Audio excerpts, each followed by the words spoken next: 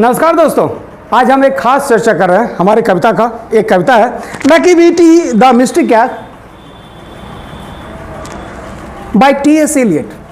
प्रस्तुत कविता को गीत के रूप में लिखा गया है और इस गीत को सर एंड्रयू ने संगीतबद्ध किया है। इंग्लैंड में ये गीत खूब चला है, भयंकर चला है।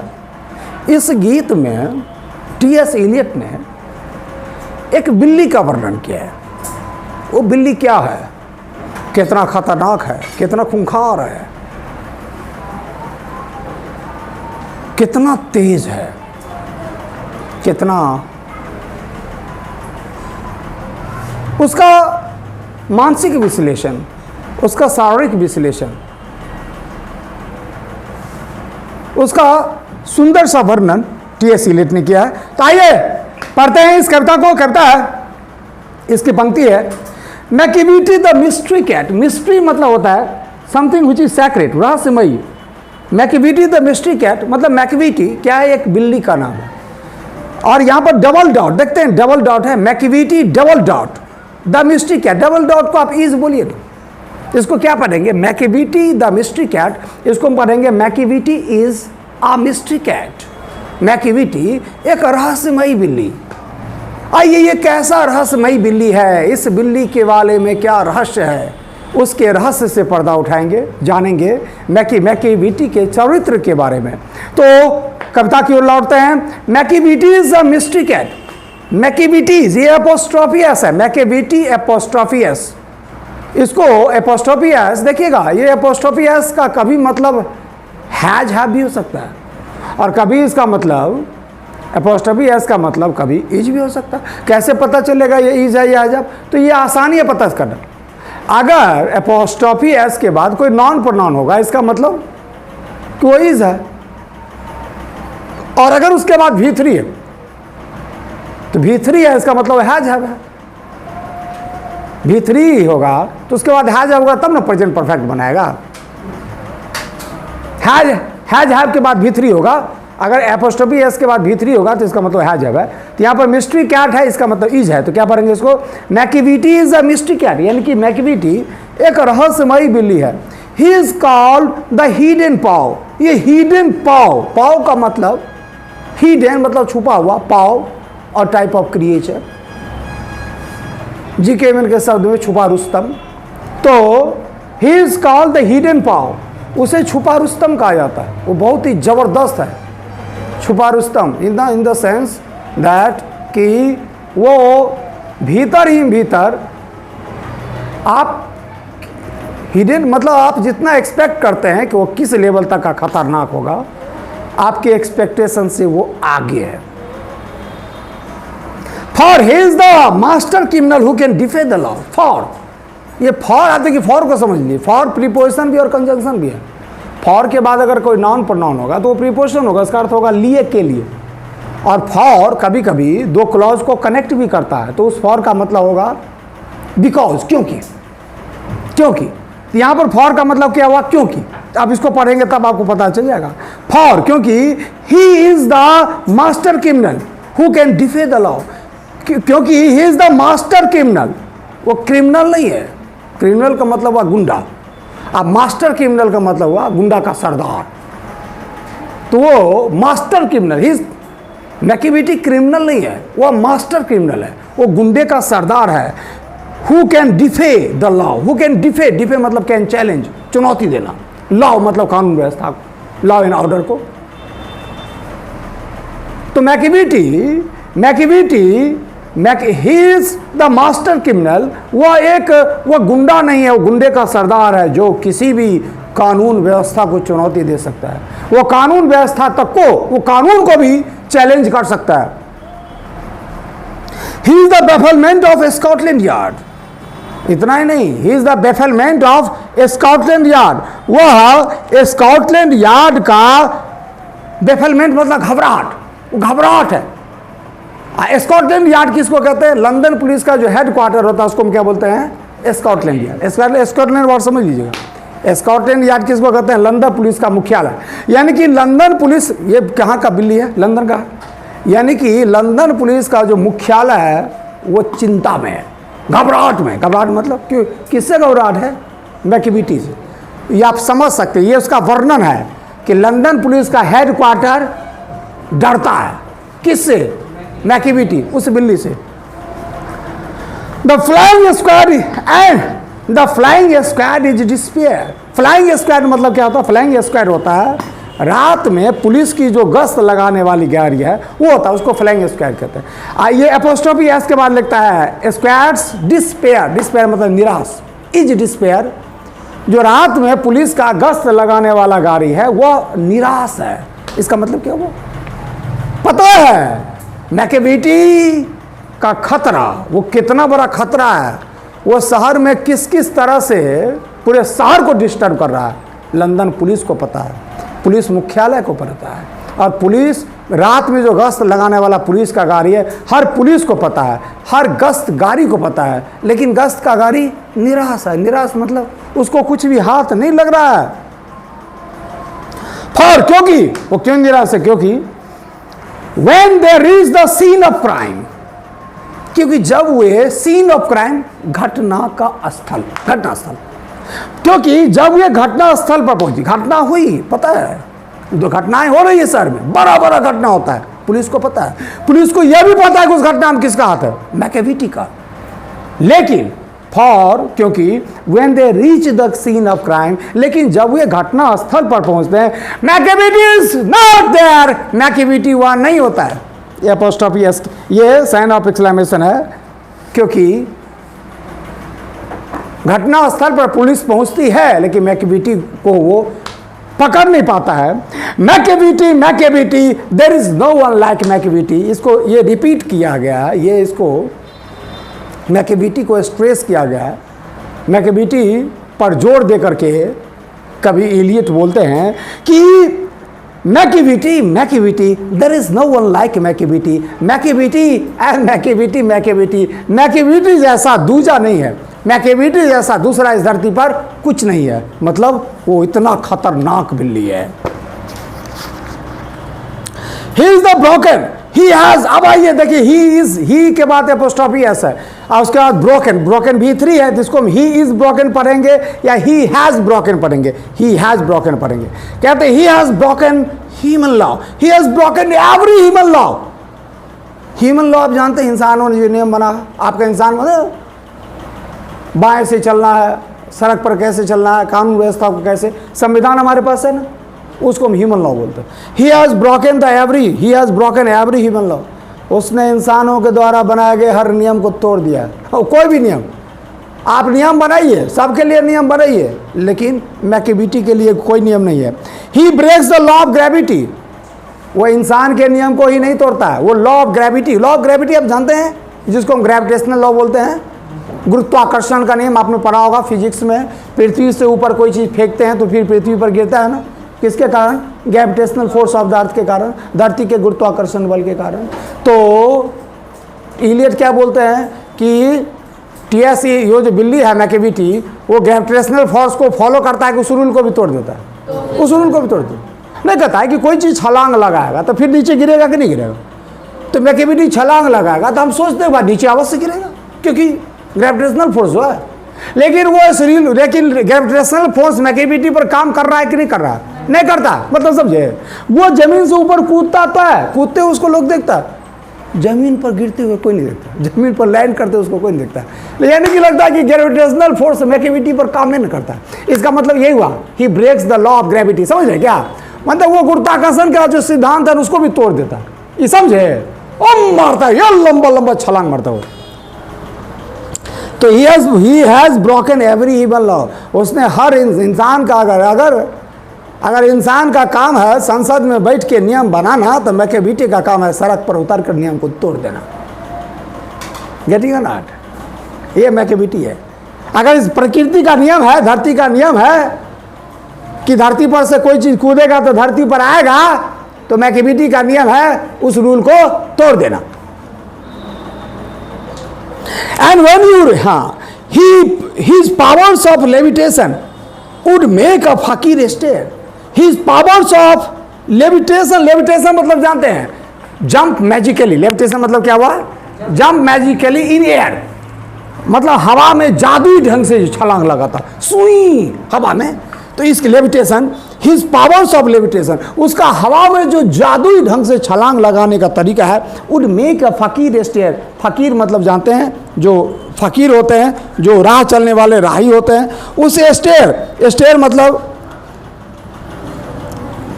फकीर, आप जानते, फकीर नहीं चलता है, भीख उग मांगते हैं, साधु टाइप से होते हैं, उसको फकीर बोलते हैं।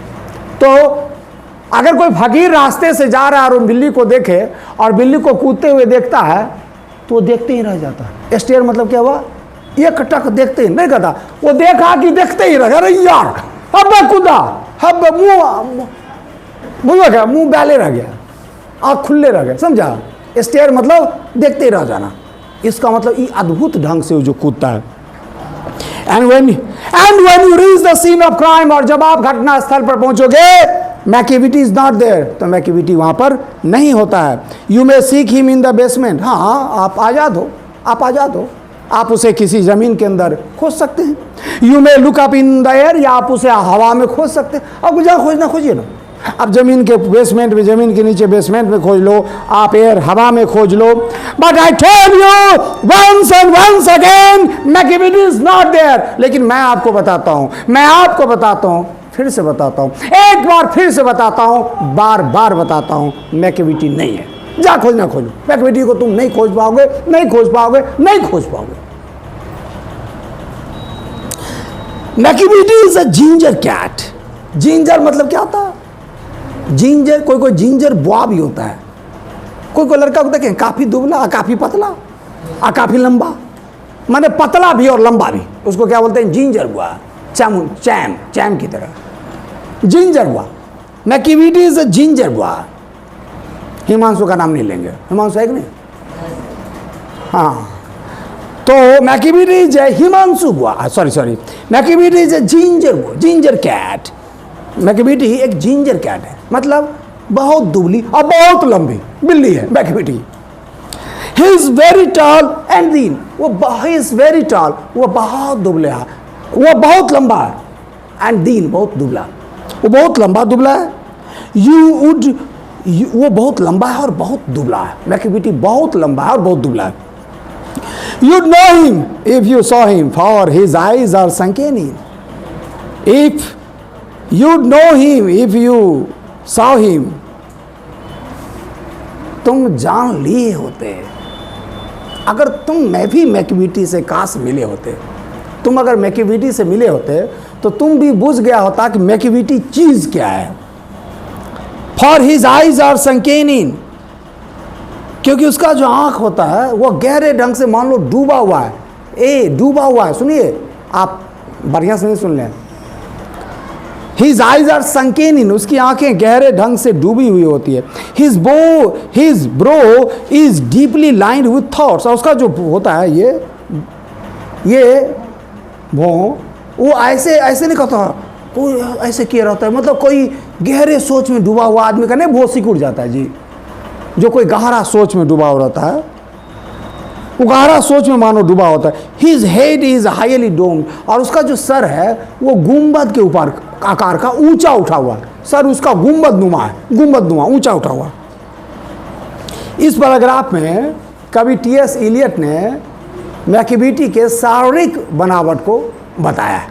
फिर कहते हैं his coat is dusty from neglect, his whiskers are uncombed, और उसका जो बाल है वह धूल से भरा हुआ है, और उसका जो मोछ है वो फहरा रहा है, अनकॉम्ड है, मतलब अनकॉम्ड है, उसमें कंघी नहीं कहला, बिल्ली का मूछ नहीं होता मूछ। He says his head from side to side with the movement like a snake, और उसका जो हेड है उसको वो घुमाता है सभी तरफ, जैसे कि कोई सांप अपने फन को ऊपर करके चारों घुमाता है, यूं चारों ओर घुमाता है। And you think he is half asleep, he is always wide awake, और जब आपको लगे कि वह ऊँघाल है, अर्ध निद्रा में है, वह पूर्ण रूप से सचेत रहता है। जब आपको लगे कि सुतल है तो भी सुतल नहीं, वो पूर्ण रूप से जगा रहता है। Machiavelli, Machiavelli, there is no one. Machiavelli, Machiavelli, there is no one like Machiavelli. Machiavelli, Machiavelli, Machiavelli जैसा दूसरा कोई नहीं है. For his fiend in feline shape, a monster of depravity. क्योंकि वह जो है वो फिंड मतलब क्या होता है? पिशाच. आप फिलाइन मतलब क्या होता है? बिल्ली. Because he is for, क्योंकि he is fiend, वह पिशाच है. In feline, feline मतलब बिल्ली. कैट, फिलाइन का मतलब कैट होता है. कैट का सिनोनिम है फिलाइन. क्योंकि वह बिल्ली के रूप में एक बिल्ली नहीं है, वह पिशाच है, वो राक्षस है. ए मोस्टर ऑफ डेप्रिविटी. डेप्रिविटी मतलब भ्रष्टता, करप्टेड. डेप्रिविटी, डेप्रिविटी मतलब भ्रष्टता. ए मोस्टर, मोस्टर मतलब राक्षस. वह भ्रष्टता का राक्षस है. वह भ्रष्टता के मामले में राक्षस है बिल्ली. You may meet him in a by street, you may see him in a square. अगर आप चाहें तो उसे किसी सड़क के किनारे में देख सकते हैं, या आप उसे किसी चौराहे पे देख सकते हैं. वो आप उसे कहीं पर भी देख सकते हैं. But when a crime is discovered, लेकिन जब कोई घटना स्पष्ट होता है, जब कोई घटना प्रकट होता है, जब कोई घटना सामने आता है, देन मैकिविटी इज नॉट देयर. तो मैकिविटी वहाँ नहीं होता. सबको पता है मैकिविटी क्या है, लेकिन मैकिविटी वहाँ नहीं होता. He is outwardly respectable. He is outwardly respectable. बाहर से respectable. They say he cheats in cards. वो जो बाहर से है, वो उसका जो देखने में चेहरा मुँह रहा है, आपको देख करके उसके प्रति आदर के भाव अंदर में प्रकट हो जाएंगे. उसका जो मतलब देखने से नहीं लगता है कि उस तरह का खतरनाक होगा. And his footprints are not found in any file of Scotland Yard. फिर से स्कॉटलैंड यार्ड आया है. स्कॉटलैंड यार्ड आप जानते हैं, लंदन पुलिस का हेडक्वार्टर को स्कॉटलैंड यार्ड कहते हैं, जिसका चर्चा शुरू में भी किया गया था. तो कहते हैं हिज फुटप्रिंट्स पदचिन्ह. ये फुटप्रिंट्स मतलब क्या हुआ? इसका मतलब हुआ, आप इसको ऐसे कहें, आपने जो गुनाह किया उसका कोई प्रमाण. His footprints are not found in any file of Scotland Yard's. लेकिन उसने इतने सारे गुनाह किए, लेकिन उसका कोई भी पद चिन्ह लंदन पुलिस के मुख्यालय में के पास कुछ भी प्रमाण नहीं है कि उसका है, कि मैकिविटी का हाथ है उन घटनाओं में. And when the larger is looted. Larger क्या होते हैं? भोजनागार को कहते हैं larger. When the larger is looted, जब शहर के भोजनागार को लूट लिया जाता है. और ज्वेल केस इज रिफिल. और जब ज्वेल केस को कहते हैं सोना चांदी जिसको रखते हैं, जब ज्वेल केस को खाली कर दिया जाता है, मतलब उसको भी लूट लिया जाता है. और when the milk is missing. और जब दूध खो जाता है, मतलब दूध भी आके पी लेती है. और अनदर पिग्स बीन एस्टिफिल, या किसी दूसरे जानवर के लल्ली को दबा के मार दिया जाता है. समझे? एस्टिफिल मतलब क्या हुआ? गर्दन का इसको दाब के मार देना. समझे क्या? हाँ, सुनिए वर्ड सबको. तो जब किसी दूसरे जानवर का लल्ली दबा के मार दिया जाता है.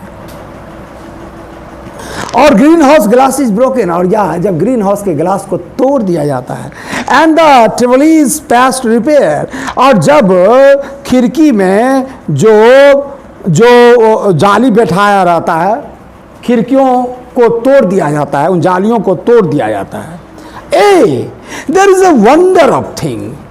There is a wonder of thing. एक आध चीज नहीं है, ऐसी आश्चर्यजनक कई सारी चीजें हो जाती है, घटनाएं हो जाती है.